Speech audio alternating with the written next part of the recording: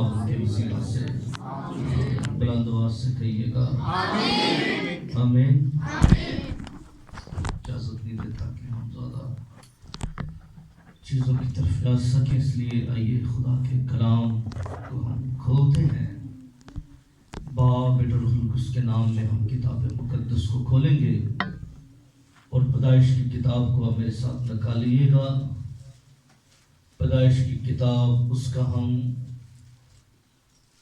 جو چیپٹر ہے وہ ہم تیسرے باب کو نکالیں گے۔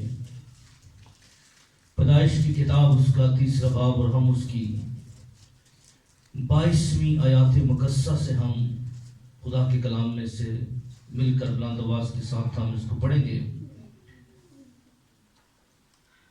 جن کے پاس خدا کا کلام ہے آپ ساتھ دیجیے، کیا لکھا؟ اور خدا نے کہا دیکھو انسان نیک و بد کی پہچان میں ہم سے ایک ہی ہو گیا ہے، اب کہیں ایسا نہ ہو کہ وہ اپنا ہاتھ بڑھائے اور حیات کے درخت سے بھی کچھ لے کر کھائے اور ہمیشہ جیتا رہے۔ اس لیے خدا نے اس کو باغ عدن سے باہر کر دیا تاکہ وہ اس زمین کی جس میں سے وہ لیا گیا تھا کھیتی کرے۔ چنانچہ اس نے آدم کو نکال دیا اور باغ عدن کے مشرق کی طرف کروبیوں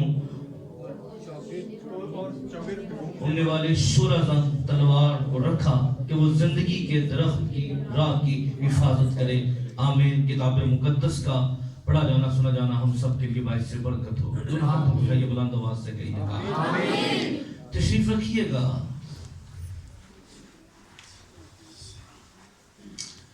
آج ہم بڑے خاص عنوان پر ہم بات کریں گے اور آج کا مضمون ہے کرسمس ٹری۔ کیا عنوان ہے؟ آج ہم کرسمس ٹری کے اوپر تھوڑی دیر بات کرنا چاہتے ہیں۔ گو کہ بائبل مقدس میں ہمیں کرسمس ٹری کی بابت کوئی واضح اور صاف، لیکن میں بتانا چاہتا ہوں کہ ہم اگر دنیا کے اندر جب ہم کرسمس ٹری کو سجا رہے ہیں یا بنا رہے ہیں، جب میں نے اس کرسمس ٹری کی بابت تھوڑا سا ریسرچ کے لیے وقت نکالا، محدود وقت میں نے یوٹیوب پر اور مختلف جو سوشل میڈیا ویب سائٹس ہیں ان کی طرف رجوع کیا کہ میں جانوں کہ دنیا کرسمس ٹری کے بارے میں کیا رائے رکھتی ہے، ان کا کیا خیال ہے، ان کے مائنڈ میں کیا ہے۔ پھر میں نے جب اپنے دیکھا تو مجھے کوئی ایسی ویڈیو نہ مل سکی جس کے اندر کوئی واضح پیغام ہو تاکہ کوئی بندہ جو ہے وہ چرچ نہیں آتا لیکن کرسمس ٹری کی بابت کو جان سکے، کیونکہ ایک شخص جو غیر قوم کا وہ چرچ نہیں آتا تو اس کو نہیں پتا کہ کرسمس ٹری کیا ہے۔ لیکن اس کے خلاف اور مسیحیت کے خلاف لاتعداد ویڈیوز تھی، ان کے اندر جو نظریہ تھا، جو سوچ تھی، میں پہلے وہ آپ کے سامنے رکھنا چاہتا ہوں۔ جس میں زیادہ تر ویڈیوز بنائی گئی اس کے اندر مسیحیت کو اور کرسمس کو بت پرستی کا نام دیا گیا۔ کیا دیا گیا؟ بولیں کیا نام دیا گیا؟ بت پرستی کا نام دیا گیا۔ کہا کہ مسیحی جو لوگ ہیں وہ بت پرستی کرتے ہیں، وہ ایک درخت کو سجدہ کرتے ہیں، وہ ایک درخت کی پوجا کرتے ہیں، اس کو بدعت کہا گیا کہ مسیحی کرسمس جو ہے یہ بدعتوں کا شکار ہے۔ اس کی روایات، اس کے آنے والی جو چیزیں ہیں وہ شاید کہیں اور سے لی گئی ہیں یا کسی اور سے منتقل ہوئی ہیں مسیحیت کے اندر۔ تو وہ سیاسی باتیں جس کے اندر لمبی تعداد کے اندر اس کو تموز دیوتا کے ساتھ منسوب کیا گیا، اس کے مخالفوں نے، ناقدین نے اس کے اوپر بڑے بڑی ویڈیوز بنا کر کرسمس کے پیغام کو جو ہے وہ نظر انداز کرنے کے لیے بھرپور کوشش کی۔ لیکن جب میں نے اس سارے تناظر کے اندر इस सारे जब वीडियोस को देखा मैंने कहा मैं भी सर्च करता हूँ बाइबल मुकद्दस क्या कहती है, कभी गौर नहीं किया था बहुत सी बातों के ऊपर। क्या दरख्त लगाना, चर्च के अंदर रखना, इसको सजाना, क्या ये बिदअत है या इसका पैगाम क्या है, या हमें क्यों सजाना चाहिए और क्यों नहीं सजाना चाहिए। तो फिर इस तरफ मेरा फोकस गया बैठे बैठे कि मैं जरूर इसके ऊपर बाइबल मुकद्दस में से रजू करूं और बाइबल मुकद्दस में से तलाश करूं। याद रखिए खुदा के कलाम के अंदर, अगरचे खुदा का कलाम जो है, आप एक हवाला जरा देखें, सशना की किताब को जरा मेरे साथ निकालें, फिर मैं चल के आगे जो हवाला पड़ा है बाग़ अदन वाला वो मैं बाद में उसकी तरफ आऊंगा। पहले हम इस पैगाम को आज हम 3 हिस्सों में डिवाइड करेंगे। दुनिया का नजरिया क्या है, दरख्त कहाँ मना किया गया, क्यों मना किया गया, फिर हम मसीहत की जानिब आएंगे कि क्रिसमस के अंदर जो है ये क्या पैगाम रखता है। 3 बातों की तरफ हम बात करेंगे। सशना की किताब को आप निकालें, उसके 17वें बाब को, सशना की किताब उसके 17वें बाब को आप मेरे साथ जरूर निकालें और हम जरा थोड़ी देर यहाँ रुकेंगे। सशना की किताब उसके 17वें बाब और उसकी हम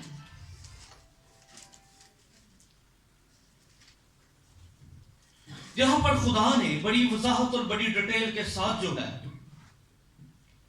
वो चंद मकरूहात का जिक्र किया, चंद मकरूहात के बारे में खुदा ने बयान किया। 17वें बाब की पहली आयत में क्या लिखा है, तू खुदावंद अपने खुदा के लिए कोई बैल या भेड़ बकरी जिसमें कोई ऐब या बुराई हो ज़बा मत करना, क्योंकि ये खुदावंद तेरे खुदा के नजदीक, अगर तेरे दरमियान तेरी बस्तियों में जिनको खुदावंद तेरा खुदा तुझको देखता ही,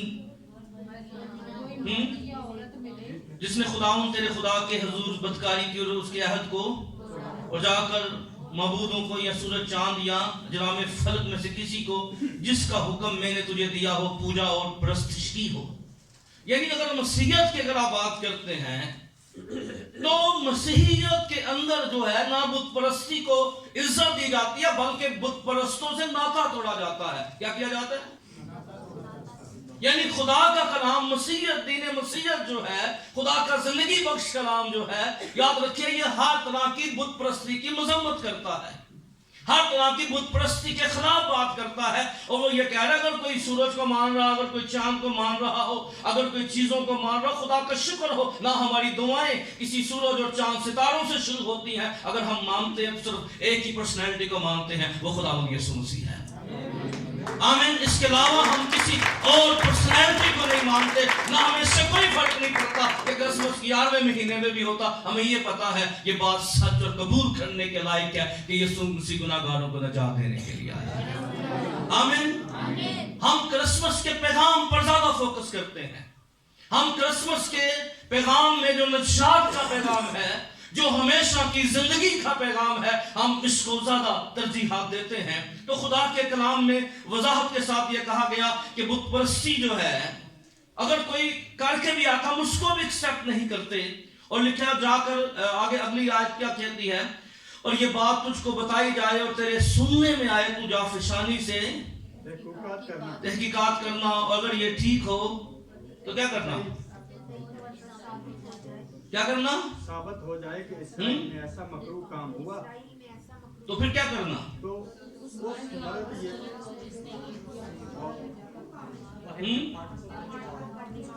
क्या करना, उसे फाटकों में ऐसा संसार करना जो वाजिबुल कत्ल ठहरे, वो 2 या 3 आदमियों की गवाही से मारा जाए, फक्त एक ही आदमी की गवाही से वो मारा न जाए। इसको कत्ल करते वक्त गवाहों के हाथ पहले उस पर उठे, इसके बाद बाकी सब लोग हाथ, क्योंकि अगर गवाहों ने गलत किया तो वो खुदा से सजा पाएंगे, इसलिए खुदा ने कहा पहले वो। और फिर खुदा के कलाम के अंदर जब आप इन सारी बातों पर गौर कर रहे हैं तो खुदा के कलाम के अंदर इन सारी मकरूहात की तरफ आप जाएं तो खुदा के कलाम में वजाहत के साथ बयान किया गया कि खुदा के मज़बा के पास दरख्त ना लगाना, क्या ना करना, खुदा के। इस आयत पर मैं जरा थोड़ी देर इसको जरा देखें, 16 की 21 के अंदर देख लें जरा। जो मज़बा तू खुदावंद अपने खुदा के लिए बनाए उसके, जो मज़बा तू खुदावंद अपने खुदा के लिए बनाए क्या करे, उसके करीब किसी किस्म के दरख्त की यसरत ना लगाना, यानी उसके करीब किसी किस्म के दरख्त की, यसरत ना लगाना। यानी तुम जब मजबा खुदा के लिए बनाए, अब इस आयत पर भी मैं जरा थोड़ी देर बताना चाहता था कि न सिर्फ बाहर से बल्कि अंदर से भी जो है, कई दफा आपको सोशल मीडिया पर, फेसबुक पर हवाला जात मिलेंगे, साथ क्रिसमस ट्री लिख दी जाएगी, बना दी जाएगी, साथ ये हवाला लिख दिया जाएगा। तो मैं बताना चाहता हूं, जरा आपने गौर करना है जरा थोड़ी देर, कि दुनिया या जो ऐसे लोग जो हैं जो क्रिसमस की मुखालफत करते हैं या क्रिसमस के पैगाम की मुखालफत करते हैं, तो खुदा ने सख्ती से मना किया बुत परस्ती और फिर अपने मजबा के पास तू दरख्त ना लगाना। क्या ना करना? जब तू मेरे लिए मजबा बनाए तो उसके करीब क्या ना करना। यानी खुदा ने सख्ती से इस बात से मना किया, क्योंकि इससे पहले जो कौमें थी या पहले जो मबूद थे, क्योंकि जो दरख्त का कंसेप्ट जो है, अगर आप तमूज की तरफ जाएं तो वहां से क्योंकि उसका मजबा जो था वो दरख्त से बना दिया गया, यानी क्योंकि अब तमूज के बारे में जानते हैं, जो नमरूद की बीवी थी, तो अब हम हिस्टोरिकली उन चीज़ों की तरफ नहीं जा सकते क्योंकि वक्त को हमने ज़रा मद्देनजर भी रखना होता है, सर्दी भी है, तो बहुत सी चीज़ों को हमने साथ लेके चलना होता है, क्योंकि चर्च में कभी भी पूरा मजमून नहीं सुनाया जा सकता।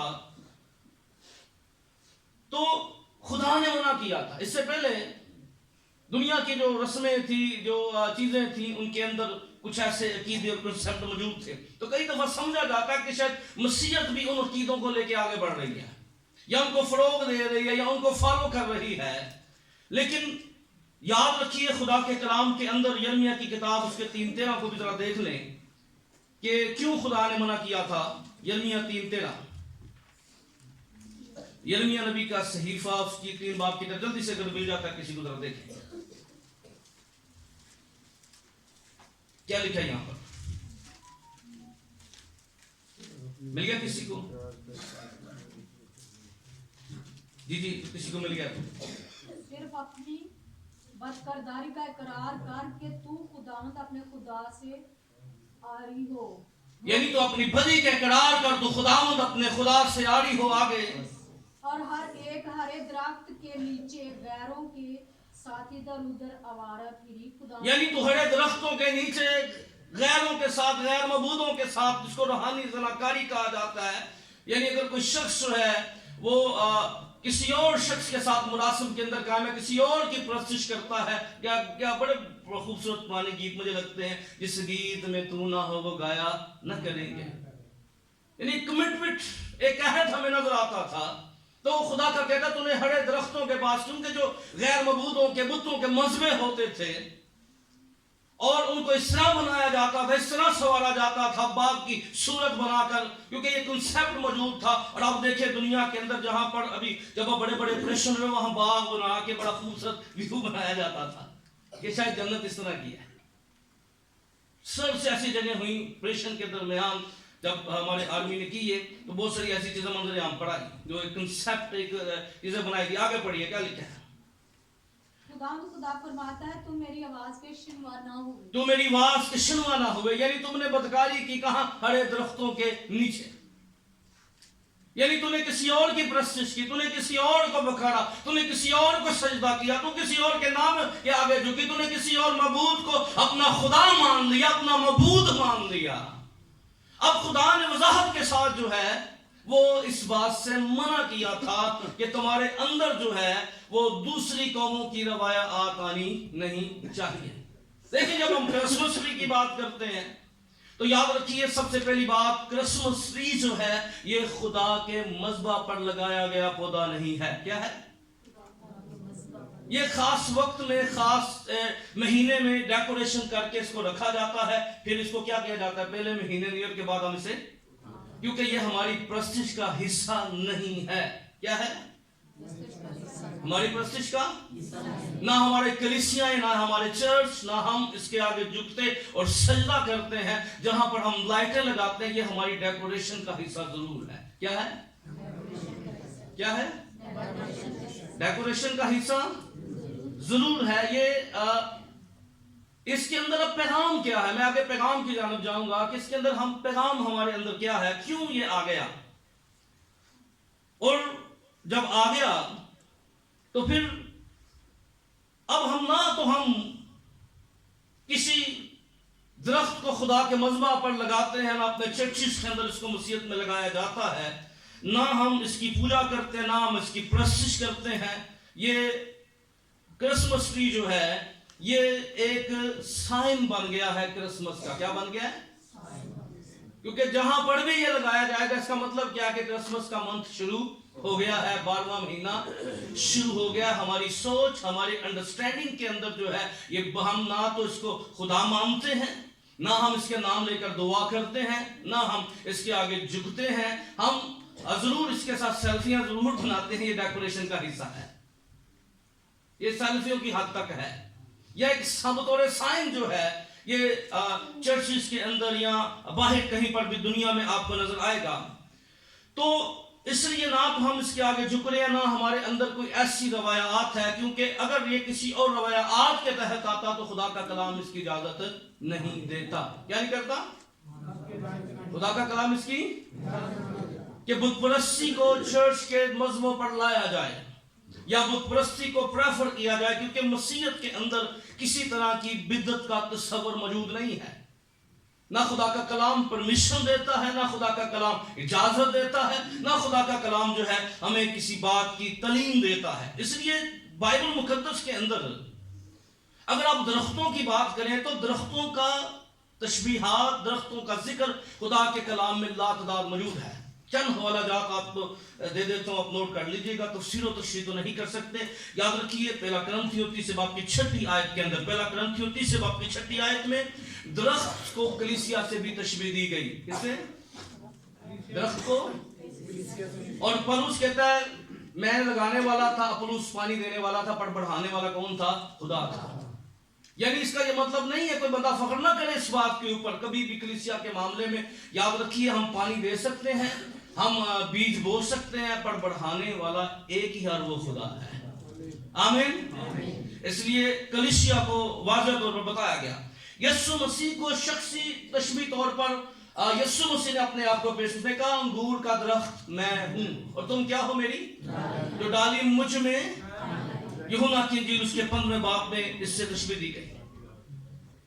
لوکا 21 باب کی 25 آیت میں یہودی قوم کو درخت سے تشبیہ دی گئی. کس سے؟ یہودی قوم کو. اور انجیر کا درخت کیا تھا؟ جو بڑا شداب تھا، بڑے بڑے پتے اس کے بنائے گئے، دکھایا گیا، لیکن اس کے اندر پھل موجود نہیں تھا.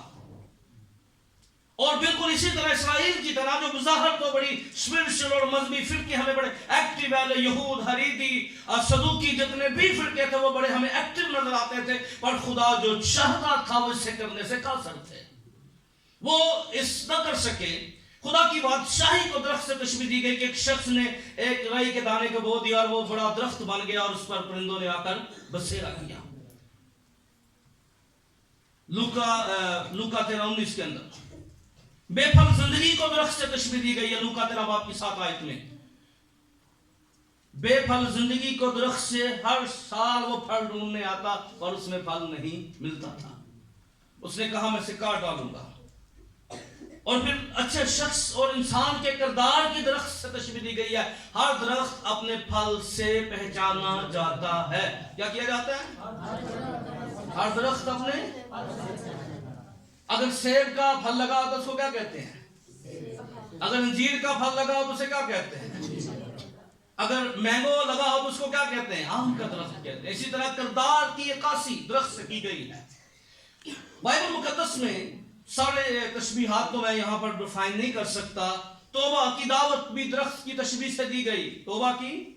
یوحنا بپتسمہ دینے والا سباگی کیا کہتا تھا؟ اب ہر درخت کی جڑ پر کیا رکھا گیا ہے؟ کلہاڑا رکھا گیا. جو درخت پھل نہیں لاتا کیا کیا جاتا ہے؟ کاٹ دیا جاتا ہے. پھر حزقیل کی کتاب 20:17-47 کے اندر اور پھر یہودی قوم کی تباہی کا ذکر بھی تشبیہات سے کیا گیا. اچھے بادشاہوں کا چناؤ خدا کی کتاب میں لکھا درخت چلے کسی کو بادشاہ بنائے. پھر ایک اچھی شخصیت کا چناؤ بھی کیا گیا. اب جب آپ درخت کی بات کر ہی رہے ہیں تو یہ سمجھیے کہ ہم نے پیدائش کی کتاب کا جو حوالہ پڑھا، کیونکہ لیکن اس کا یہ مطلب نہیں ہے کہ خدا کے کلام میں ہمیں درخت کی بابت ملتا نہیں. خدا کے کلام میں درختوں کی بہت سی تشبیہات استعمال کی گئی ہیں. کیا ہوا ہے خدا کے کلام میں؟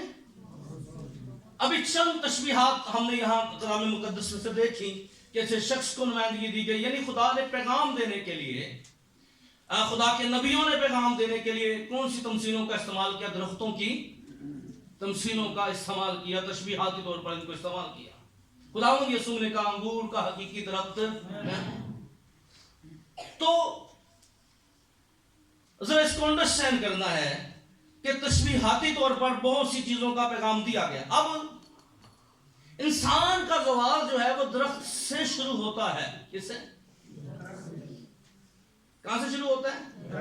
خدا نے کیا کہا جب آدم کو بنا لیا، سب کچھ بنا لیا، اور آدم کو کیا کہا تو باغ کے ہر درخت کا پھل بے روک ٹوک کھا سکتا ہے، پر اب تو کیا کرتا، نیک و بد کی پہچان کے درخت کو نہ کھانا. اور پھر ہمیں نہیں پتا وہ کتنا عرصہ رہے، کیونکہ جہاں پر خدا کا کلام خاموش ہے وہاں پر خاموش ہونا ہی بہتر ہوتا ہے. پھر ہم دیکھتے ہیں کہ خدا نے ہوا کو بنا لیا، آدم پر گہری نیند بھیجی، اور پھر ایک دن ہوا جو ہے اس ممنوع درخت کے پاس چلی جاتی ہے جو نیک و بد کی پہچان کا درخت ہے. اور جب اس کے پاس جاتی ہے تو ایک آزمائش اس کا انتظار کر رہی ہے. اور ابلیس جو ہے، میں آپ کو بتانا چاہتا ہوں، آزمائش والی جگہ پہ آپ سے پہلے کھڑا ہے. کیا ہے؟ آزمائش والی جگہ میں وہ ویٹ کر رہا ہے آپ اس جگہ پر آئیں. وہ ویٹ کر رہا ہے آپ کسی پوڈری کے ساتھ رفاقت رکھیں. وہ ویٹ کر رہا ہے. وہ یاد رکھیے جہاں تباہی کھڑی ہے وہاں پر ابلیس پہلے وہاں موجود ہوتا ہے. وہ ویٹ کر رہا ہوتا ہے، وہ انتظار کر رہا ہوتا ہے. اور اسی طرح وہ پتہ نہیں کتنی دیر سے ویٹ کر رہا تھا کہ عورت کبھی اس طرف آئے اور میں سے گفتگو کروں، میں اس سے بات کروں. اور کیا ہوتا ہے جب ماں ہوا جو ہے وہ اس درخت کے پاس چلی جاتی ہے، اس سے گفتگو کرنا شروع کر دیتا ہے. کیا واقعی ہی خدا نے کہا ہے؟ اس نے کہا ہاں خدا نے کہا. اس نے بڑھایا، چھونا نہیں ہے، میں جانب جانا نہیں چاہتا. ہم سب ان باتوں سے کلام کی واقف ہیں. میں کہانی کلام کے لیے لفظ استعمال نہیں کرتا. کہانیاں اور بہت ہو سکتی ہیں، پر خدا کا کلام سچ اور حقیقت پر مبنی ہے. ہاللیلویہ. تو بائبل مقدس ان واقعات کی طرف ہمیں لے کر جاتی ہے. خدا کا کلام ان سچائیوں کی طرف ہمیں لے کر جاتا ہے. تو ہم دیکھتے ہیں پھر ہوا کیا کرتی ہے، وہ قائل ہو جاتی ہے، وہ تیار ہو جاتی ہے. وہ کیا کرے، ابلیس کی بات کو جو بذریعہ سانپ کر رہا تھا اس کو تسلیم کر لیتی ہے، اور وہ کیا کرتی ہے، درخت کے پاس سے لیتی ہے، پھل لیتی ہے، کھاتی ہے، اپنے شوہر کو دیتی ہے، آدم کو دیتی ہے. اور یہاں سے ایک نئی جو ہے دردناک جو ہے زندگی کا سفر شروع ہو جاتا ہے. اور اس کے بعد ہم دیکھتے ہیں کہ پھر خدا جو ہے، اب یہاں پر خدا نے یہاں پر ہمیں ایک درخت نظر نہیں آ رہا، یہاں پر ہمیں دو درخت ہیں. کیا ہیں؟ ایک نیک و بد کی پہچان کا درخت ہے اور ایک حیات کا درخت ہے. کیا ہے؟ ایک نیک و بد کی، پر ایک ایسا درخت بھی ہے جس کو وہ اگر اس میں سے کھا لیتے تو کبھی نہ مرتے. ایک ایسا درخت بھی تھا جس کے بارے میں خدا کے کلام میں بڑی تفصیل کے ساتھ مکاشفہ کی کتاب کے اندر آپ دیکھیں اس درخت کے بارے میں کہا گیا، جسے زندگی کا درخت کہا گیا ہے. مکاشفہ کی کتاب 22 باب کی 4 آیت میں خداوند نے کہا جو کوئی اپنے جامے دھوتا ہے، اگر اس کو پڑھیں ذرا 22 باب کی 14 آیت کو ذرا دیکھیں کیا لکھا ہے یہاں پر. مکاشفہ کی کتاب 22 باب کی 14 آیت میں پھر اس درخت کا میں ذکر نہیں مل رہا، لیکن پھر جب اس کا مکاشفہ کی کتاب میں کھل جاتا ہے، مکاشفہ کی کتاب 22 باب کی 14 آیت میں، مبارک ہے وہ جو اپنے جامے دھوتے ہیں، مبارک ہے وہ جو اپنے جامے دھوتے ہیں، کیونکہ زندگی کے درخت کے پاس آنے کا اختیار پائیں گے. کیونکہ زندگی کے درخت کے پاس آنے کا اختیار پائیں گے. ہم کیا دیکھ رہے ہیں کہ جب انہوں نے نیک و بد کی پہچان کے درخت میں سے کھا لیا، خدا نے تیروں کو بلایا، ان کی سزائیں متعین کی، ان کو بتایا کہ تم باغ عدن سے نکال دیا، آگ رتوں کے پہرے لگا دیے تاکہ وہ پھر کبھی وہ جانتے تھے اس کی ساری رستے بھی کہاں سے نکلنا ہے، کہاں سے جانا ہے. وہ جانتے تھے کہیں ایسا نہ ہو خدا खुदा नहीं चाहता था कि वो नेको बद की पहचान के दरख्त के बाद हयात और जिंदगी की राह के दरख्त में से खा ले। फिर हमें उस दरख्त का जिक्र जो है मिलता है कि खुदा इख्तियार देगा, वो इख्तियार जो छिन गया था, वो जो खो गया था। खुदा ने मना कर दिया था कि कोई शख्स जो है आदम और आदम की नस्ल कभी भी बागे अदन के अंदर, शिकायना के अंदर, हजूरी के अंदर आकर कभी जिंदगी के हयात के तरफ ना जा सके। और फिर मुकाशवा की किताब 22 बाब की दूसरी आयत में ये कैसा दरख्त है, जरा गौर कीजिए। मुकाशवा 22 बाब की दूसरी आयत में, और दरिया के वार पार जिंदगी का दरख्त था। हाँ, दरिया के क्या जी, क्या था, कौन सा, जिंदगी का दरख्त था। आगे, उसमें 12 किस्म के फल आते, उसमें 12 किस्म के फल आते थे। आगे, और हर महीने में फलता था, हर महीने में फलता था। और उस दरख्त के पत्तों से कौमों को शिफा होती, उस दरख्त के पत्तों से कौमों को शिफा होती थी। और वो दरख्त जो शिफा दे सकता है वो मेरा और आपका खुदा यीशु मसीह है। हालेलुया, जिसके पत्तों में शिफा है। और फिर मुकाशवा की किताब में ये कहां पढ़ा है, मुकाशवा की किताब दूसरे बाब की 7वीं आयत को जरा देखिए। मुकाशवा 2:7, और देख मैं जल्द आने वाला हूँ, मुबारक है वो जो इस किताब की नबूवत की बातों पर अमल करता है। जहां पर लिखा जिंदगी का दरख्त फरदौस में जिसके से, कान हो वो सुने के रूह कलीसियाओं से क्या फरमाता है। जो गालिब आए मैं उसे जिंदगी के दरख्त में से जो खुदा के फरदौस में है, जो खुदा के फरदौस में है, क्या करूंगा, खाने को दूंगा। पहले फरदौस बागे अदन कहां था, जमीन पर था, और उसके अंदर एक हयात का दरख्त था। और खुदा ने 8 सिरतों के पहरे लगा दिए, खुदा ने फरिश्तों को खड़ा कर दिया। और फिर हमें नूह के तूफान के बाद जो दुनिया के हालात बदल गए, नक्शे बदल गए, मैप बदल गए, क्योंकि जब पानी के साथ सब कुछ तबाह हो गया तो फिर दुनिया का क्या हो गया, मैप जो रोड मैप था सब कुछ एक नए तौर पे दुनिया बसाई गई। उसके बाद दरियाफ्त करना या रिसर्च करना या खोज करना एक मुश्किल तरीन काम बन गया था। क्या बन गया, कब, नूह के तूफान के बाद, क्योंकि पूरी दुनिया के अंदर क्या हो गया, सब कुछ मिट गया था। और इसके बाद शायद आदम को पहले रात पता हो, लेकिन फिर उसके बाद हमें नहीं मिलता, क्योंकि कई तरह के सवाल किए जाते हैं। और मेरा बेटा मुझसे पूछता है कि आदम में बाग़-ए-अदन में डायनासोर, तो बच्चों के सवाल मासूम होते हैं, कहाँ पर है, क्या है। आपके ज़हन में भी कई चीज़ें आती होंगी, कई तहकीक में भी आपको मिलती होंगी। लेकिन बाइबल मुक़द्दस नूह के तूफान के बाद जो वाक़या गुजरा, इसके बाद सिर्फ राय ज़रूर कायम हो सकती है, कंफर्मेशन कोई भी कर नहीं सकता। किसके बाद, नूह के तूफान के बाद, क्योंकि मैंने लिंक आपको दे दिया है। अब देखें बात कहां से शुरू हुई, बात कहां पे खत्म हो रही है। दुनिया के, याद रखिए, क्रिसमस ट्री जो है, अब इंसान का जवाब कहां से शुरू होता है, दरख्त से। कहां से शुरू होता है, बाग़ अदन से कहां से निकाला जाता है, जरा गौर करें, कहां से निकाला जा रहा है। और याद रखिए क्रिसमस ट्री दुनिया को पैगाम देता है, जिस दरख्त से स्टोरी खत्म हो गई थी, ज़वाल शुरू हो गया था, अब क्रिसमस ट्री पैगाम दे रहा है, हयात का दरख्त, जिंदगी का दरख्त एक ही है, और वो खुदावंद यीशु मसीह है। हालेलुया, उस पर ही मान ले आओ, उस पे कलाम पर ईमान ले आओ। ये दरख्त असल में पैगाम बन गया है। क्या बन गया है कि जो बात जहां से खत्म हुई थी, अब ये जैसे भी शुरू हो गया, रवायात जो भी हैं, और मूसा पैगाम देखिए कि अब क्या बन गया, इसके अंदर एक बड़ा वाज़ेह पैगाम आ गया। आमीन। और पैगाम क्या है, आदम दरख्त का फल खा के कहां चला जाता है, बाग़ अदन से। पर खुदा का शुक्र हो, इब्तिदा में कलाम था, और कलाम खुदा के साथ था, कलाम मुजस्सम हुआ, और हमने उसका ऐसा जलाल देखा है जैसे बाप के इकलौते का जलाल हो। आमीन। ये दरख्त बता रहा है ज़वाल की स्टोरी, ये दरख्त बता रहा है बाग़ अदन से निकाले जाने के वाक़यात को। اور آج یہ 12ویں مہینے میں جب لگایا جاتا ہے تو چرچ یہ پیغام دیتا ہے, کلیسیا یہ پیغام دیتی ہے, لوگوں کو یہ پیغام ملتا ہے, جہاں سے بات ختم ہو گئی تھی اب وہاں سے پھر بات شروع ہو گئی ہے. اور یہ درخت جو ہے یہ بتا رہا ہے کہ زندگی کا حیات کا درخت خداوند یسوع مسیح دنیا کے اندر آ گیا ہے. ہیلیلویا, اس پر ایمان لے آؤ. اور کرسمس یہی ہے کہ یسوع مسیح ہمیں بچانے کے لیے آ گیا ہے. ہیلیلویا, کیا آ گیا ہے؟ اتھوں ہی گل مکی سی نا جی, اتھوں ہی کڈیا گیا سی نا, تے ویکھ لو پھر اتھوں ہی واپس آ گیا جی.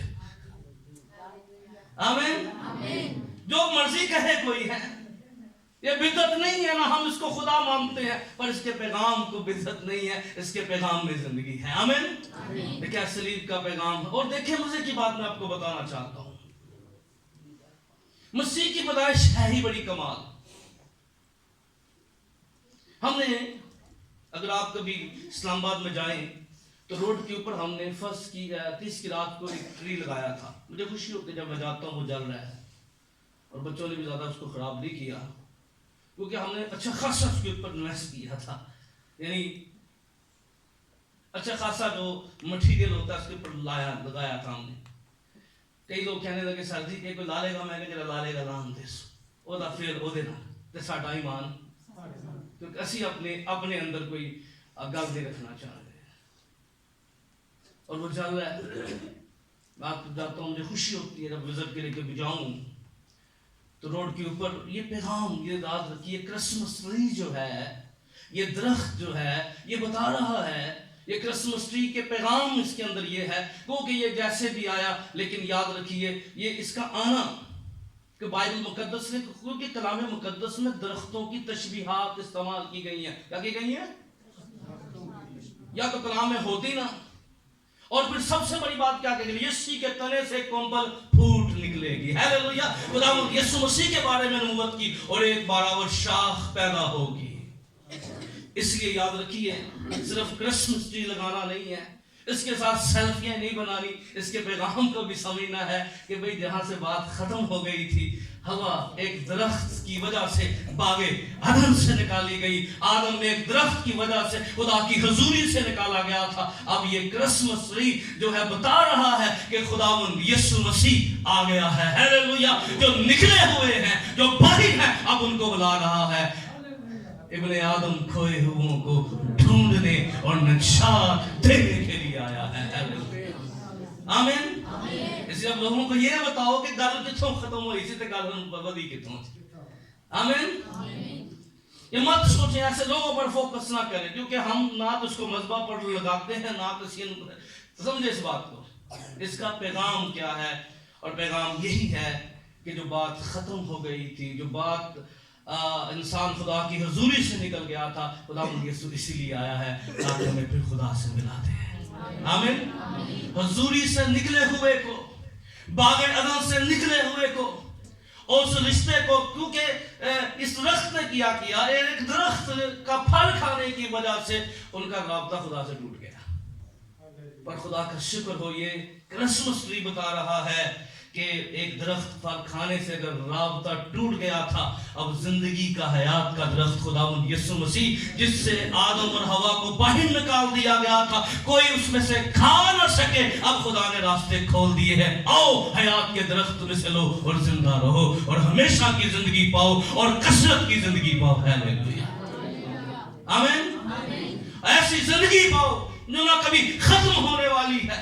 ایسی زندگی کی طرف چلے جاؤ جو کبھی مٹے گی نہیں, بلکہ انسان مر بھی جائے گا تو بھی زندہ رہے گا, اور وہ حیات کا درخت خداوند یسوع مسیح ہے. پر اس درخت کے پاس آنے والوں کو کچھ کہا اپنے جامے دھوئیں, آؤ اپنے آپ کو خداوند کے پیش کریں. اب جو رشتہ ٹوٹ گیا تھا یہ درخت بتا رہا ہے, درخت سے بات ختم ہوئی تھی, اب خدا ٹری جو ہے, جب کرسمس ٹری جو ہے, یہ دنیا کے سامنے ایک پیغام ہے. آمین.